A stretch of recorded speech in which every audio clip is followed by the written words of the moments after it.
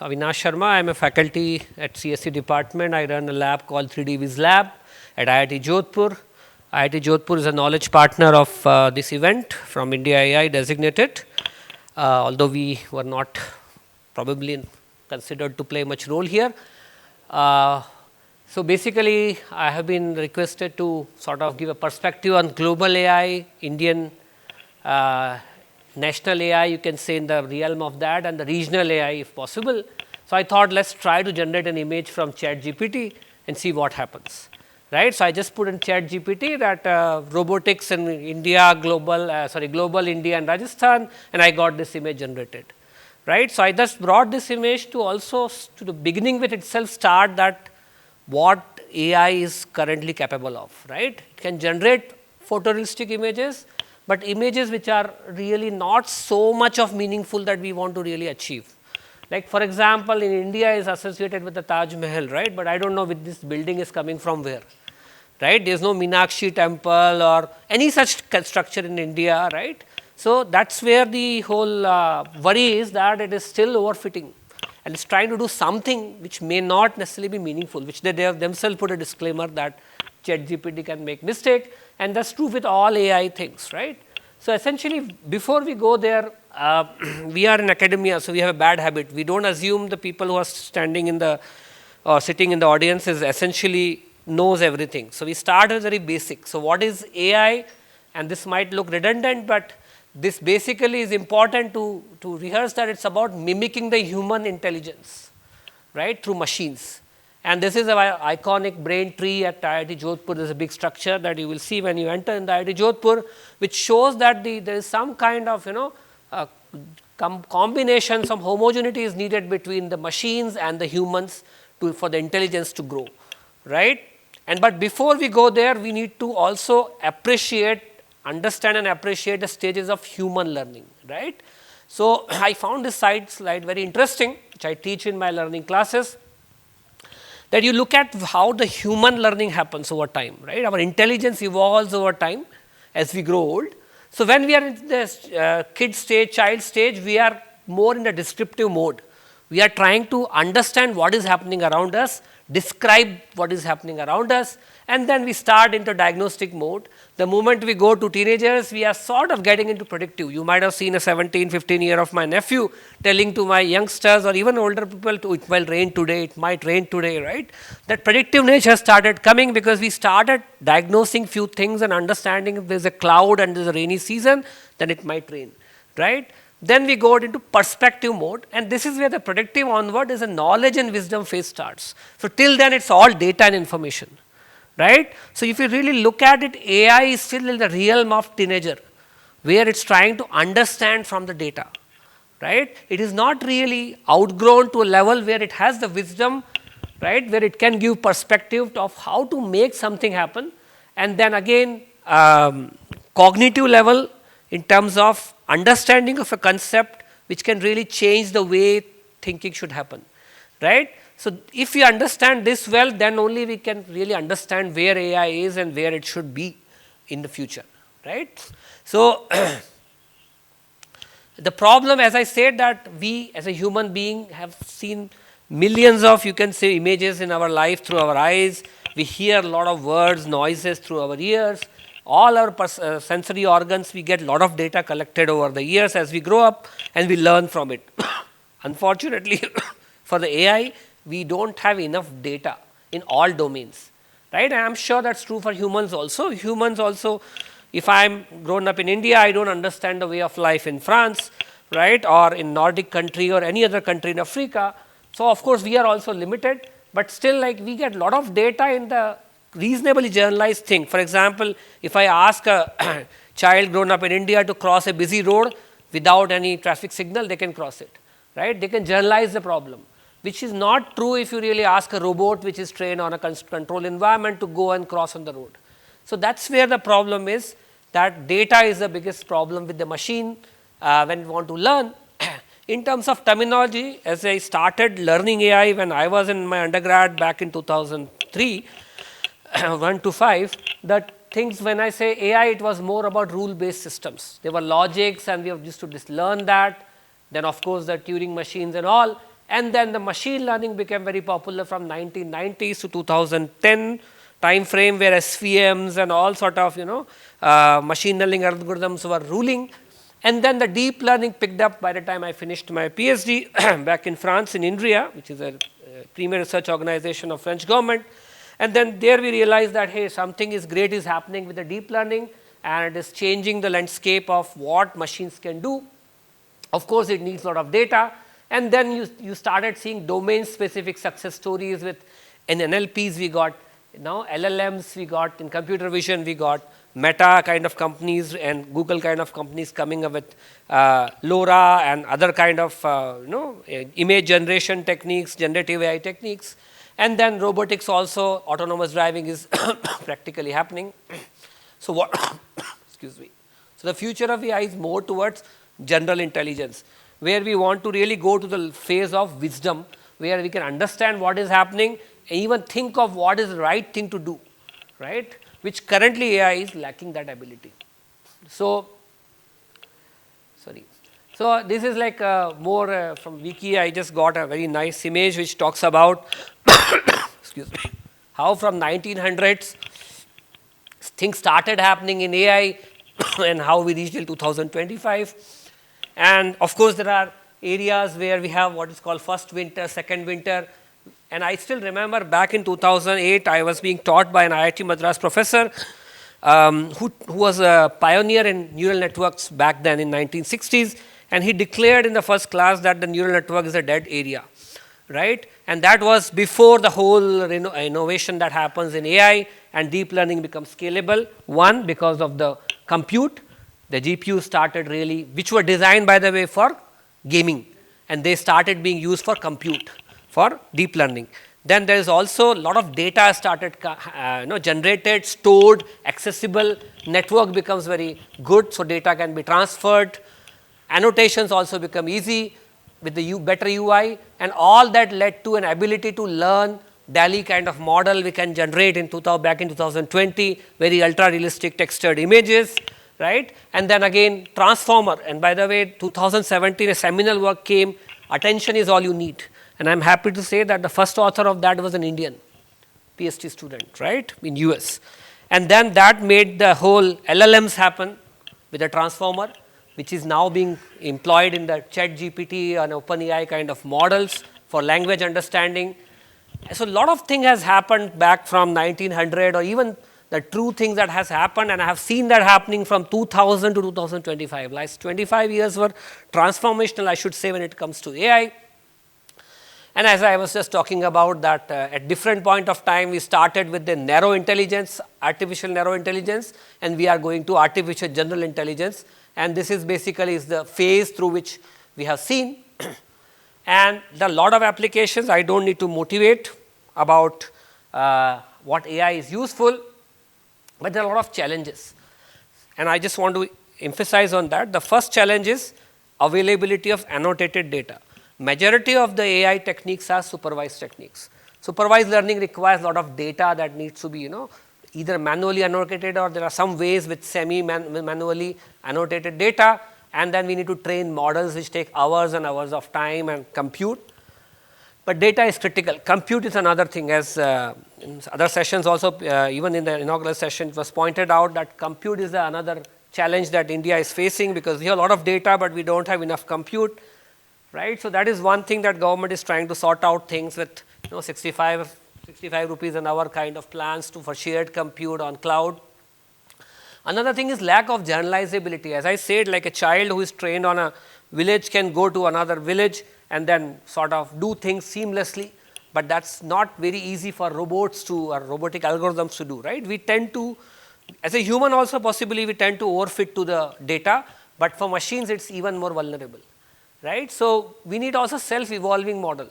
So we learn from our mistakes, and for that also the learning has a mechanism like reinforcement learning techniques are there, which basically exploits the reward based learning and then want to learn without really having annotated data. The fairness is another problem, right? As it was also pointed out in the inaugural session, that these models tend to really have bias, and this bias is coming from data. Like an African American or black person's holding something, it's called gun, versus a white hand holding that is not called gun, right. So, that's an inductive bias that comes from the data, and to bring fairness into the model is something that is a holy grail, because fairness is a subjective term, right. Most often, unfortunately, it's subjective term, because what one set of people consider as a fair, the other side may not consider as a fair. So, how do you really learn models which are fair is a reasonable challenging thing, and a lot of work is happening on that now. Then there is another thing is, how do you really deploy these learning based AI algorithms, which are deep learning algorithms, on a low compute devices, which are like wearable devices, what is known as edge devices, where you have a very low compute, you have very low power, and you don't want to generate a lot of heat, unlike GPUs, which has a dedicated heat sink. Here that is the problem. So, how do you really even learn a model, or if not learn, deploy a huge model? I myself have worked on this kind of problems of network compression. And the last but not the least is the legal accountability, and that is where the biggest challenge is, because you can penalize a human if they make a mistake. How do you penalize a machine? I remember there was a researcher from MSR Cambridge, Microsoft Research Cambridge, giving a talk on, it was like back in 2000, I think 11 or 10, and he gave a very critical example that an African American was declared as a chimpanzee in one of the algorithms. It's a highly racist thing. Now, how do you really do that? Or a toy, kept on the road is called a baby, that's fine. But what if a baby on the road by mistake lying is declared as a toy, right? So, these are really challenging, burning questions that I don't have answer, but we have to figure out some way and make peace with it. That is up to a limit you can assume, you can really make accountability for machines. In the context of India, I think the biggest challenge that I see is the diversity, because unlike European or even African or any other continent where diversity is very limited, in India diversity is huge. You go from north to south, you go from east to west, your facial appearance changes, body structure changes. Even if you are doing a face recognition, it's very hard to train a model which is universal, right. Then again, the demand itself also is very different, right. From the same device, different people in the different part of the country might expect a different performance, right. So, that's very important that to cater this is a challenge and build something which is generalized solution. Then scaling up to a large user pool, right, that is another problem. And the good part is now with, of course, the government is facilitating that, the big organizations like Google and all are setting up huge data centers in India. Because the biggest problem is just the chat GPT you use, if I say generate an image, it takes a lot of compute.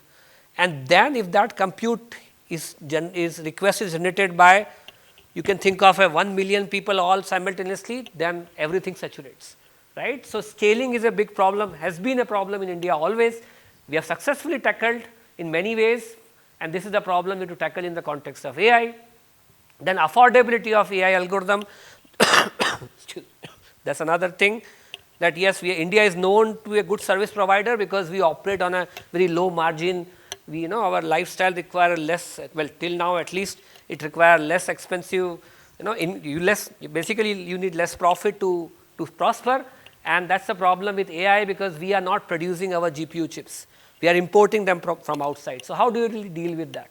And then of course, the most important one at the bottom, we are a billion people country. So, how do you deal with the risk of AI causing unemployment, especially at the lower level? Till higher white collar jobs, if jobs are going, you can still handle, right. The moment it will go to labor market, if you will have all the laborers replaced with which is what is happening already and happened in many of the, if you see the car makers, they have a lot of nowadays industrial robots which are doing a task. Good thing is they are doing a task that human cannot easily do, it is risky, but the bad thing is, of course, people are not getting employed there. And think of it if that happens across all industries. So, and it is not just challenge to India, but India will face more heat when it comes to this. So, these are the challenges. Now, coming back to IIT Jodhpur, what IIT Jodhpur is doing in the realm of AI and in innovation in AI. So, we have a very strong, I should say, group as one of IIT alumnus, of course, not our alumnus, but our minister. Today, Ashwini Vaishnaw pointed out that IIT Jodhpur has been involved in AI, India AI mission since beginning. So we have around 300 plus faculty total, and then 700 plus research PhD students, and then the School of AI, the Department of Computer Science, Electrical, Mechanical, MedTech program that we have with AIMS, and then the iHub Drishti, which is on AR VR, it's a Section 8 company. So all that is basically very much instrumental in innovating in AI.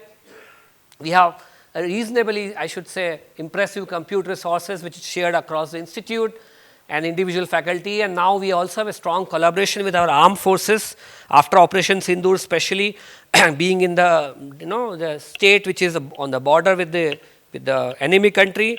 We are really instrumental in helping the armed forces. So we have a Manekshaw Center being established at Sam Manekshaw Center at IIT Jodhpur, and many of us faculty members are sort of engaged now. We have proposed projects with BSF, with Army. Excuse me.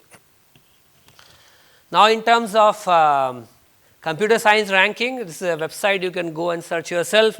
If you really pick the artificial intelligence, computer vision, and then there is one more, robotics, which is not visible here, which are the core growth areas in AI, you will find IIT Jodhpur stands 4th in the list. Of course, we are far away from IISc, but still very much competent to IIT Delhi and better than IIT Bombay when it comes to the ranking, which is of course based upon the publications and many other things, but that is also a metric that with which something that too proud of being in Rajasthan and doing things well, being a young IIT relative to the Bombay or any other IIT Kharagpur and all. So essentially, we do a lot of research in AI applied to healthcare, heritage, defense, smart transportation, autonomous navigation, biometrics, and deepfake. So I'll just give a glimpse of that, and the name of the respective faculties here. So if you're interested, you can reach out to them.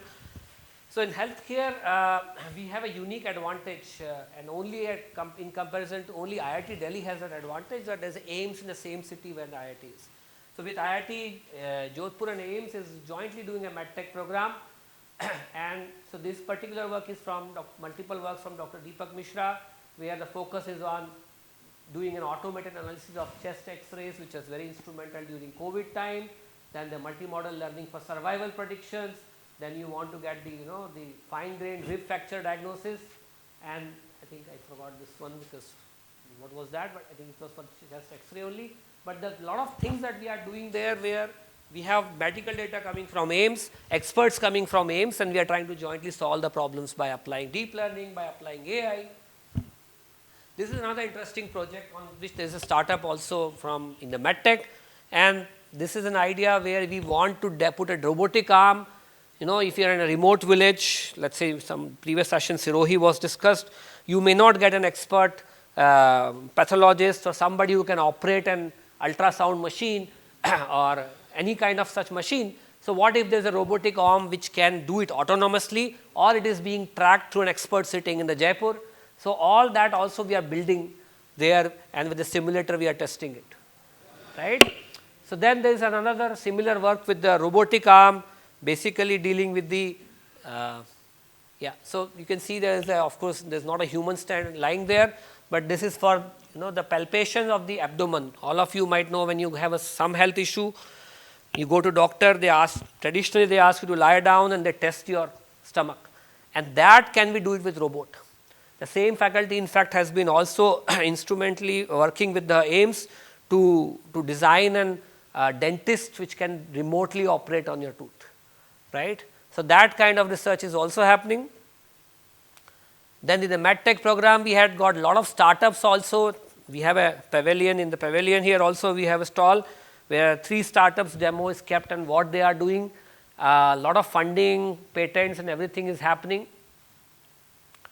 Now AI for heritage. So when it comes to Rajasthan, heritage comes very important because it is not just about culture, it is also about the living of people, right? The majority of the revenue comes from visitors, tourists who comes from outside. So how do you really preserve that, renovate? So this is a temple in Kiradu, which is a remote location, a dilapidated state, broken structure. So our faculty visited, scanned that, and then we basically designed a generative, you can say an algorithm to come up with the structure, that how it might be when it was not destroyed by invaders or the test of time. You can just catch it. So this can be used for preservation, this can be used for the virtual experiences, right? So we have designed walk through these temples or whatever heritage structures which are allowed for preservation purpose also. So that kind of research also we are capable and we are doing.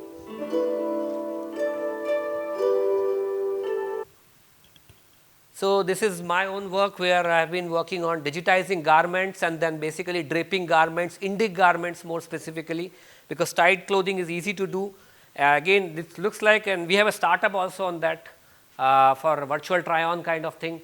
So this basically we scan the human body, we scan, and then in the VR we can see how does this cloth looks from different side. Now we are also working on, give me an atlas of the garment or an image of the garment, and we have patents on them. We have a technology that can digitize it in 3D and then use that data for animation, for purchase also, for commercial purchase and all. This is another state-of-the-art Gaussian splatting that we have done by person taking few images of a structure. So this is a brain tree structure at IIT Jodhpur, where students typically spend their evenings. And then basically this is a continuous walkthrough of that generated through AI. So we do this kind of photogrammetry, you can say in some sense, but it's not actually photogrammetry. So those kind of things also we do. So we did a recent paper on IIII on this problem of compressing the Gaussian splats this year, which is a premier conference on AI. Then this is another work where we have our researchers, Dr. Anand Mishra is a faculty who's been working on basically digitizing the tradition, you can say the text that is there, the Indian knowledge system, which is sort of lying around and in the old scripts. So how do you really digitize that? It's not as simple as you put a Google on and you get this kind of, because the script is different, for which the models of the Western AI models are not trained, and it's very noisy, right? So that kind of research also is happening at IIT Jodhpur from the heritage point of view. But beyond heritage, we are, so this is another work that I have been doing on digitizing the Indian classical dance forms. So we have built a multi-camera system. Of course, this was done with my previous employer in IIIT Hyderabad, where we built this multi-camera system with Microsoft Kinect devices. And then we captured the person dancing, and we got the raw point cloud, and now we are refining it with the learning-based techniques with the AI to really fill the, the noise that is there in the head, for example, because the Kinect device cannot work with the hairs or the missing parts when the hand occlude the body. So all that is something which we are also doing. Then there is also AI in image and text. There's a lot of work happening for Indian languages. It's part of the Bhashaning project that was also listed today. And then basically it's about how do you really navigate, and I'm sure Google and all also have a lot of solutions now, but this started happening quite long back, Bhashini project for Indian languages, and now Meta and Google are trying to catch up with that. In transportation also, of course, Google and all provide a lot of information nowadays, but how do you really generate your own softwares we can deal with so this is for the Jodhpur, some monitoring that we have done about the traffic. And then we do an ML on it, AI ML on it, to understand the behavior of traffic on specific days, and then do prediction models, help to handle the logistics. So Dr. Debashish Das is handling that project. This is another project excuse me, that I am doing with we present a learning-based approach BSF for infinite on, terrain generation and level of basically we have detailing, proposed on employing generating and quad visualizing tree-based the rendering. terrain. So if you really go to for example, in Virtual Galwan world area of creation Kargil is or essential for modern multimedia Kargil area, applications Galwan such as area with gaming, the China border, or animation, even or the Rajasthan border, we have a lot of areas with desert where it's very difficult to model the terrain and then basically predict the terrain position, especially in the desert. The dunes keep changing their shape, right? So we are doing simulation, modeling of those dunes and the mountain structures. And then this particular work is an old work of mine where we have generated this from the learning-based models and infinite terrain. I think the video is giving some issues, so we'll skip that. This is another latest work that I have been working on, autonomous driving area, where we want to predict the future time frame. So let's say what you're seeing here is the ground truth is a red point cloud from the top view, we call bird's eye view. So there is a vehicle moving with the scanner, a LiDAR sensor, and it's scanning the world, right? And we want to predict how other vehicles will move in future with respect to me. And that is needed to avoid accidents, to control my trajectory. So, this also published at a top tier robotics conference in Japan in 2024 called ICRA, where we got state of the art results on the 2 publicly available data sets called Kitty and New Scenes, right. So, this is also an algorithmic innovation that we have been doing. Now, we are looking at drones, anti-drone solutions also. So, IIT Jodhpur has a program on drone and anti-drone technologies that on the demand of actually defense forces we have introduced. This is another practical application that we have been very instrumental on unfortunate incident in train collision in Orissa, where our dignitary that was there today, Ashwini Vaishnavji, reached out to our faculty members, Dr. Richa Singh and Mayank Vatsa, seeking help on the people who are victims, their bodies were really mutilated. So, how do you match with them, right? It's not a simple face recognition task and you can just seek a Google right there. So, what we did was basically what they did, I mean, is that they first got the the mobile numbers, and from mobile that the people use for for booking the tickets, and from there they get the identity of from the mobile KYC, they got the photos, and then they did the matching with their own indigenous biometric algorithm, and then they were able to match 120 unclaimed dead bodies within 18 hours of the incident. Right. So, we are doing a lot of practical things also, which is applications. This is another thing that has happened deployed during Operation Sindoor, and also you remember Operation Sindoor, there is so much of fake videos being generated and shared, and propaganda was happening from both sides. I am not just blaming individuals. So, there also IIT Jodhpur's algorithm was instrumental in detecting the deep fakes and then removing them from the government agencies. So, does happen also in the general election in 2024 that it was deployed. So, a lot of technology that we are developing is being employed, and from the IIT Jodhpur's point of view, but in general there are a lot of challenges in AI from the perspective of not just the global, but also the regional implementation.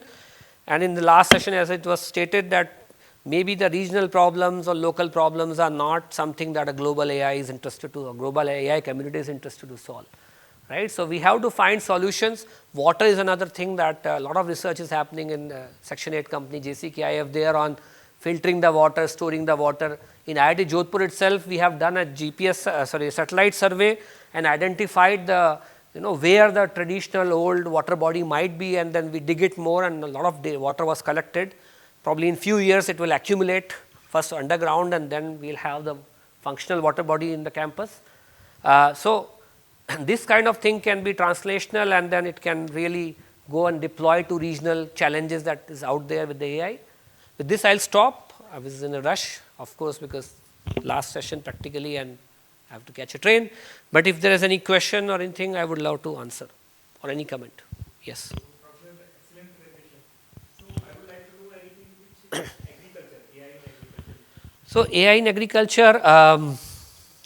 Yes. So, basically agriculture is traditionally pursued in the realm of GIS, where they were using satellite, because typically it is about the large scale data. So, I myself has pursued that with a company called Scient back in when I was not in Jodhpur. We have a civil department which also deals with that, because they do a lot of GIS with satellite data. There are a lot of challenges there. Now with the drones, it is also now robotics is coming into picture on estimating the yield, plucking the pomegranate, and then of course taking the some chemicals, spreading or urea or whatever appropriately, water. So, it is also an IoT task, because now you can put a sensor and look at the humidity in the soil. So, a lot of distributed things are there, but from the point of view of a center for agriculture, I do not think I can recall at IIT Jodhpur as of now. But it will be good to have that, because there is a competence there. But then there are other efforts that I know in the country which are happening on those lines, and a lot of startups are also there. Typically, if you go to states like, I do not know about Punjab, but in the southern states there is a lot of awareness about it. I know like in Andhra, West Godavari and all. So, there was a program called eSagu that Professor Reddy was there, I remember, that was implemented in Telangana back in 2008 and 10, where image based analytics was done and all. So, I am sure now it is much more doable, but it is still a challenging problem, because there is no generic one model that you can learn. Every yield, every season weather conditions are different, and every season different kind of pests there, And then of course, it's also the seed is the biggest challenge because it's so much of diversity there. And then, but then there are other challenges in agriculture, which is also scale. Unlike in US and all, India, we have small scale farmers. So affordability itself is a big challenge, that the yield is so small that the profit is so small. And there's a lot of inertia also and fear that our land will go to someone and all. We all know what happened to the governments tried to bring some revolutionary things, and they had to themselves put it on hold. So agriculture and AI can immensely help, but India is a big challenge because the diversity, right, in both, not just in our way of doing farming, but also the land, right. It's a significant diversity in the land. Small change in the area, you see the water levels are very different. So those things are there. Satellites can help up to some point, but you will need a lot of IoT and robotics also intervention to really understand and really micromanage what is happening on the ground for specific region and specific farm. So it's challenging, yeah. I have one question related to maybe experience from the camp you have shown. Okay. And particularly in my camp, there are 3-4 incidents where this can easily happen, and similar reports used to be done by the doctor. Similar set of questions being asked to the human being. So, how much time do you think that AI will lead to such extent that similar kind of questions are to be asked and solutions or findings can be given by analyzing those things? See, the biggest problems I have seen, like medical imaging also, what some of my friends working so all the way from my master's time at IIT and all, as you correctly pointed out, that human can make mistakes frequently. That's why we go to second opinion, third opinion in oncology and other areas. But there we know who made the mistake, even though we can't really penalize them always. But with AI, it is even harder because we don't know, and then so it's just a matter of trust. So it's like we know now that robots are doing operations. It is now wider acceptability because precision is higher, right? However, diagnosis is an area where people still lack trust on AI, right? Because they need somebody with experience and human touch more importantly. Because sometime, I don't know if you have seen, I'm sure these Hollywood movies on them, whether it's a Wall-E or whether it's a famous robotics, I forgot, iRobot, right, where robots can make decisions based upon, let's say if the survivability is low, robot might declare that don't try and try a patient which is better, which has higher prognosis. But on the other hand, a human would say, if it's a child, I will give whatever it's possible, because even if the survivalist chance is few percent, I will want to try it.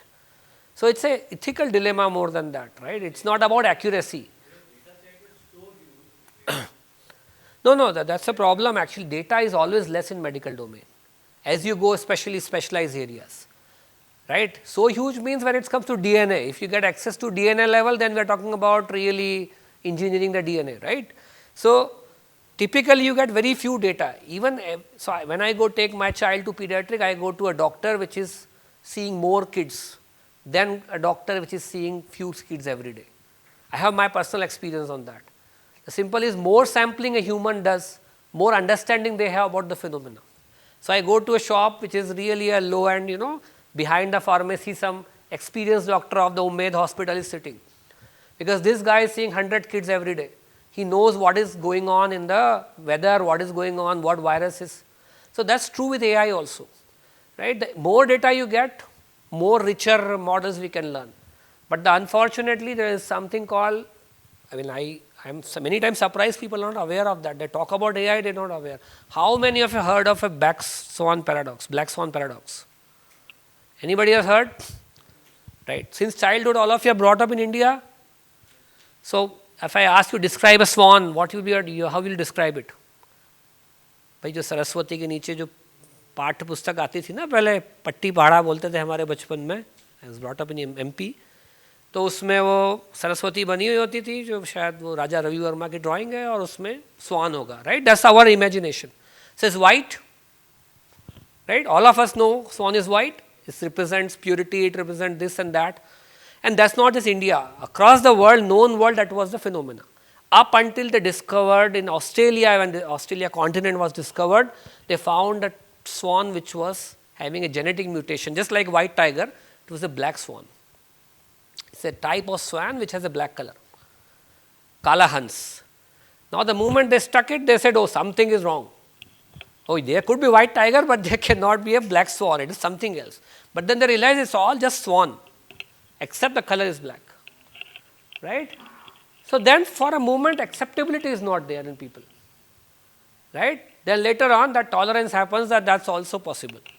So AI is like human, in fact it's inferior to human. It has very strong conviction about what it has seen. All these religious fights and all happens in the world because people have strong conviction of my reality is right, yours is wrong, right. So I think that's problem with any AI model. We first thing we teach in ML class that I teach, there is no perfect ML model, right. Every model is vulnerable because it is trained always on a finite data. There is no model trained on infinite data, whether it's human or a machine. So that's the problem. So black swan paradox restrict any model to be perfect. In medical domain especially, where people expect 100% accuracy, but in reality even the doctors make blunders, right, and they are humans. So we have to accept and sort of live with that. So I think getting 100% is not going to happen, but over and over I think that acceptance is happening in people about trust. But in general AI is not perfect and so is a human. So we have to make sure that we agree to that, whether it's agriculture or healthcare or defense, right, things can go wrong. I remember talking to a BEL person and then said we bought a Russian missile system, and I don't record this, but and they don't know that this is a wrong piece of code. See, if it was fired during war, it was hit an Indian target rather than the enemy target, because it was wrong orientation in the code. So essentially machines can do really great things up until they are in control. The moment you lose control, then you know Lamborghini can do more damage than Alto when you made an accident with them. Okay, any other question? Yeah. Sir, I have a question. If somebody has an idea about the defense forces, maybe related to internal security, how we can approach you and tell you the idea and what is the strategy? So there is a center called Sam Manekshaw Center at IIT Jodhpur now. You can write to them, reach out to them. But then there is also a lack of trust when it comes to outsiders. So you need to be somewhere engaged with us, because there is some sense of confidentiality is also there. When even the armed forces don't trust always us, right? Because of it's a new relationship. So you have to prove yourself, and slowly you have to get into that. But yeah, you can reach out to us.